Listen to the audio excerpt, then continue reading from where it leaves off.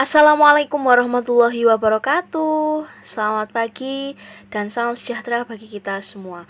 Om Swastiastu, Namo Buddhaya, salam kebajikan dan salam pramuka. Selamat pagi adik-adik semua. Apa kabarnya hari ini? Semoga senantiasa dalam keadaan baik ya. Baiklah, sebelum memulai kegiatan pramuka pada minggu kedua ini, marilah kita berdoa menurut agama dan keyakinan masing-masing. Berdoa dipersilahkan. Berdoa dapat diakhiri. Nah, pada kesempatan kali ini kita akan belajar tentang dunia penggalang. Namun sebelum masuk ke ranah dunia penggalang, perlu kita ketahui golongan peserta didik yang ada di pramuka itu apa saja ya. Golongan peserta didik yang ada di pramuka itu ada 4. Mulai dari golongan siaga, penggalang, penegak hingga pandega. Nah, golongan siaga ini rentang usianya antara 7 sampai 10 tahun. Umumnya biasanya ya adalah siswa kelas 1, kelas 2 atau kelas 3 SD seperti itu. Kemudian untuk golongan selanjutnya yaitu golongan penggalang rentang usia 11 sampai 15 tahun. Umumnya ya pada kelas 4, 5, 6 sekolah dasar atau kelas 1, 2, 3 SMP seperti itu. Selanjutnya adalah golongan penegak. Nah, untuk golongan penegak ini rentang usianya 16 sampai 20 tahun dan umumnya adalah peserta didik tingkat SMA atau SMK. Kemudian untuk pandega usia 21 hingga 25 tahun. Umumnya usia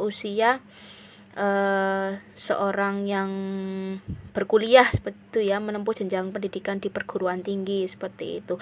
Namun ada pengecualian bagi yang walaupun umurnya belum di atas 25 tahun bisa dikategorikan sebagai seorang pembina apabila mengikuti yang dinamakan kursus pembina pramuka mahir tingkat dasar sesuai golongannya masing-masing seperti itu. Jadi contohnya semisalkan Kak Fier ini kan usianya masih ya terbilang muda lah ya, 21 tahun. Nah, walaupun usianya masih 21, masih golongan pandega seperti itu, namun kakak sudah melakukan KMD itu tadi, kakak mengambil KMD golongan penggalang. Jadi kakak berhak untuk membina pramuka golongan penggalang seperti itu. Jadi sebelum membina itu ada kursusnya sendiri, ada pelatihannya sendiri seperti itu. Oke, baiklah kita masuk ke dunia penggalang ya. Untuk penggalang sendiri, warnanya yang biasanya identik dengan penggalang adalah warna merah. Nah, anggota penggalang itu sendiri memiliki arti kiasan. Nama penggalang itu ada kiasannya loh, ndak asal comot sana comot sini ndak. Nah, penggalang ya, ini diambil dari sebuah peristiwa yang terjadi pada tanggal 28 Oktober tahun 1928. Kira-kira peristiwa apa adik-adik? Ya, peristiwa Sumpah Pemuda. Sehingga penggalang itu artinya menggalang persatuan dan kesatuan pemuda pada saat peristiwa Sumpah Pemuda. Jadi nama penggalang itu diambil dari peristiwa Sumpah Pemuda. Oke. Lalu adik-adik juga sudah membuat sebuah regu ya kemarin ya. Nah, regu itu adalah satuan terkecil dalam golongan penggalang yang terdiri dari 6 sampai 8 peserta didik. Kemudian kumpulan dari beberapa regu, lebih tepatnya 3 sampai 4 regu, itu disebut namanya dengan pasukan seperti itu. Nah, untuk regu ini ada pemimpinnya. Pemimpin regu namanya Pinru, disingkat jadi Pinru. Kalau wakilnya disebut Wapinru atau wakil pemimpin regu. Lalu ada sekretaris, bendahara, kemudian anggota regu biasa seperti itu. Kemudian kalau di pasukan itu ada yang namanya pratama ya. Sesuai dengan satuannya, Pratama Putra atau Pratama putri, seperti itu. Tetap di golongan penggalang ini menggunakan sistem satuan terpisah. Maksudnya apa sih Kak satuan terpisah itu? Satuan terpisah itu adalah kalau berkegiatan ya yang laki-laki dengan yang laki-laki, yang perempuan dengan yang perempuan. Ya, seperti itu. Oke. Lalu kemudian untuk penamaan regu. Nama regu untuk laki-laki diambil dari nama hewan ya atau binatang. Nah, nama regu yang dipilih itu melambangkan sifat, karakter atau cita-cita dari regu tersebut. Semisal untuk yang laki-laki ada nama regu singa. Jadi regunya itu bercita-cita ingin gagah, ingin berani, ingin setangguh hewan singa, seperti itu. Kemudian untuk yang perempuan diambil dari nama tumbuhan atau tanaman atau bunga ya, lebih tepatnya bunga, seperti itu. Contohnya ada regu yang mengambil nama bunga regu mawar merah, seperti itu. Berarti regu itu memiliki cita-cita bahwa regunya itu harus berani warnanya ya.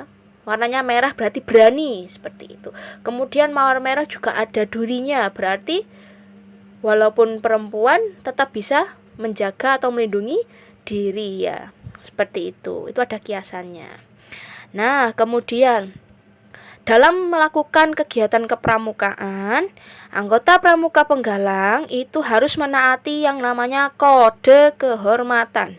Nah, kode kehormatan di sini dibagi menjadi dua, yaitu Trisatya dan Dasa Dharma. Untuk Trisatya, Tri artinya 3, Satya artinya janji, seperti itu. Nah, bunyinya Trisatya bagaimana? Bunyinya Trisatya adalah demi kehormatanku aku berjanji akan bersungguh-sungguh menjalankan kewajibanku terhadap Tuhan dan Negara Kesatuan Republik Indonesia dan menjalankan atau mengamalkan Pancasila. Jadi seorang anggota pramuka penggalang harus menjalankan kewajibannya terhadap Tuhan dengan cara beribadah sesuai agamanya masing-masing. Terus lalu menjalankan kewajiban terhadap NKRI, menjalankan nilai-nilai Pancasila dalam kehidupan sehari-hari itu perlu dilaksanakan oleh seorang anggota pramuka. Kemudian yang kedua, yaitu menolong sesama hidup dan mempersiapkan diri membangun masyarakat. Seorang pramuka harus rela menolong rekannya ya, dalam hal kebaikan tentunya ya, bukan hal keburukan. Kemudian mempersiapkan diri membangun masyarakat. Mempersiapkan dirinya nanti apabila berada di tengah-tengah masyarakat, adik-adik bisa bermanfaat bagi masyarakat sekitarnya, seperti itu. Kontribusinya apa untuk masyarakatnya, untuk meningkatkan kesejahteraan masyarakat, untuk meningkatkan kemajuan masyarakatnya itu seperti apa. Jadi disiapkan dulu, adik-adik ini disiapkan dulu, seperti itu. Kemudian yang ketiga adalah menepati dasa dharma. Nah, dasa dharma pramuka itu ada 10 ya. Mulai dari takwa kepada Tuhan Yang Maha Esa sampai suci dalam pikiran, perkataan, dan perbuatan. Kakak nih biasanya, for information aja ya, menghafalkannya itu mengambil suku kata yang ada di depan. Contohnya taci, paparera, hedi, besu. Ya, takwa kepada Tuhan Yang Maha Esa. Cinta alam dan kasih sayang sama manusia. Patriot yang sopan dan kesatria, dan seterusnya ya. Nah, ini mempermudah kakak untuk menghafalkan sehingga tidak gampang terbolak-balik, seperti itu ya.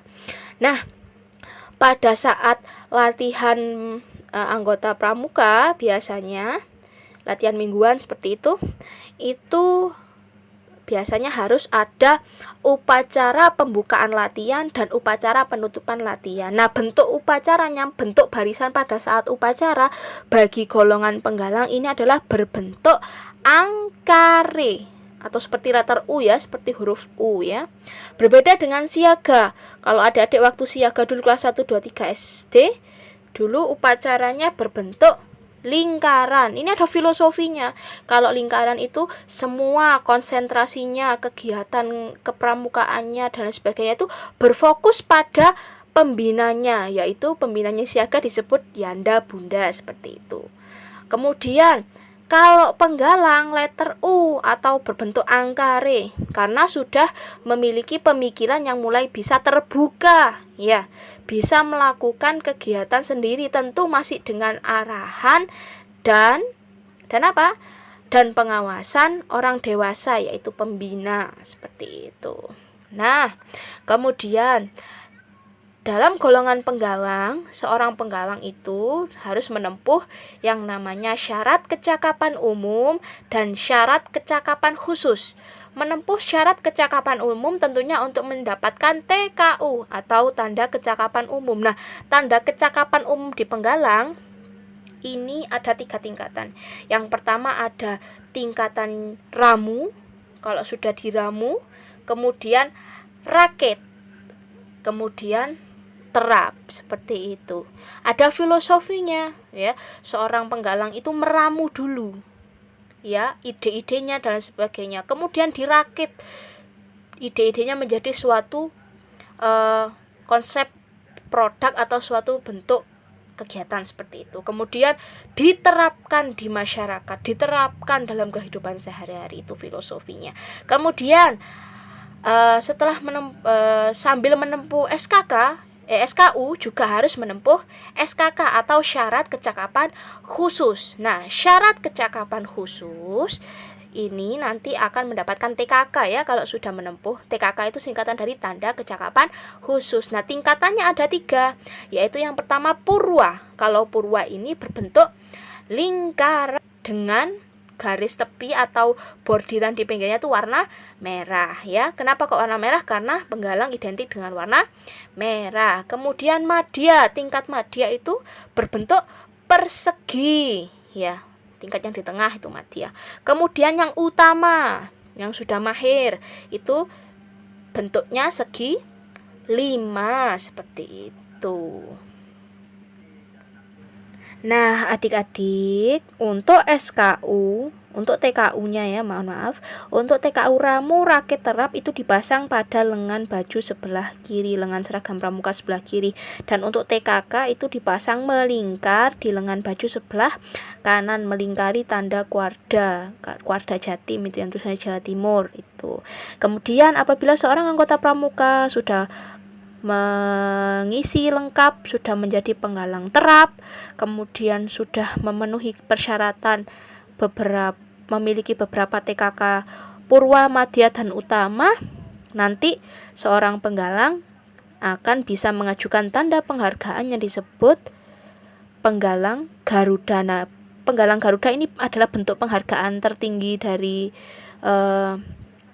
kuartir, seperti itu, bagi yang sudah menyelesaikan SKU dan SKK, seperti itu. Fungsinya apa sih, Kak, kok ada penggalang Garuda ini? Nah, nanti kalau ada event-event untuk mewakili Kota Malang, seperti itu, atau mewakili Jawa Timur dan sebagainya, yang akan diajukan adalah peserta didik yang telah menjadi seorang penggalang Garuda. Kenapa demikian? Karena seorang penggalang Garuda pasti sudah memiliki keterampilan, ilmu pengetahuan, kecakapan, dan lain sebagainya tentang kepramukaan yang insya Allah mumpuni, seperti itu. Sehingga bisa mengikuti kegiatan-kegiatan seperti jambore daerah, jambore nasional, bahkan jambore internasional. Bisa mengikuti latihan tingkat 4 di Jawa Timur atau latihan tingkat 5 atau lomba tingkat 5, lomba tingkat 5 di tingkat nasional, seperti itu. Nah, kemudian mohon maaf tadi terlewat, ya, untuk TKK apabila dipasang di seragam jumlah maksimalnya adalah 5. Apabila melebihi 5 maka bisa dipasang di tetampan, bukan selempang, ya, namanya, tapi tetampan, ya. Tetampan dengan garis tepinya itu adalah jahitan bentuk zigzag, pita zigzag, seperti itu, berwarna merah karena pramuka penggalang identik dengan warna merah. Demikian yang dapat saya sampaikan hari ini. Untuk penugasannya adalah yang pertama, silakan adik-adik menuliskan Trisatya dan Dasa Dharma Pramuka di lembar folio. Kemudian untuk tulisan Trisatya dan Dasa Dharmanya tidak perlu dikumpulkan di Google Form, ya. Jadi ditulis saja, dicatat di folio bergaris, nanti sewaktu-waktu akan diminta mengumpulkan tugas berbarengan dengan tugas yang lainnya yang di folio. Kemudian adik-adik silakan melihat kolom chat atau bisa lihat kolom deskripsi YouTube video ini ya. Lalu mengerjakan 15 soal berkaitan dengan video pembelajaran tentang kepramukaan yang sudah kakak berikan tadi. Demikian, insyaallah semoga tidak ada pertanyaannya.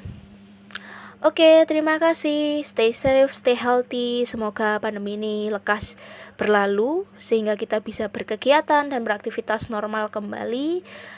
Sampai jumpa di pertemuan pramuka berikutnya. Mohon dikerjakan dengan cepat ya, karena tenggang waktunya untuk mengerjakan hanya 4 hari seperti itu sampai hari Selasa ya. Oke. Mari kita berdoa menurut agama dan kepercayaan masing-masing agar apa yang kita pelajari hari ini dapat bermanfaat bagi kita semua. Menurut agama dan kepercayaan masing-masing, berdoa dipersilahkan. Berdoa dapat diakhiri. Terima kasih atas perhatiannya adik-adik. Semoga adik-adik senantiasa semangat dalam berkegiatan walaupun secara online seperti itu. Mohon maaf apabila ada kesalahan ya. Terima kasih. Wassalamualaikum warahmatullahi wabarakatuh. Selamat pagi dan salam pramuka.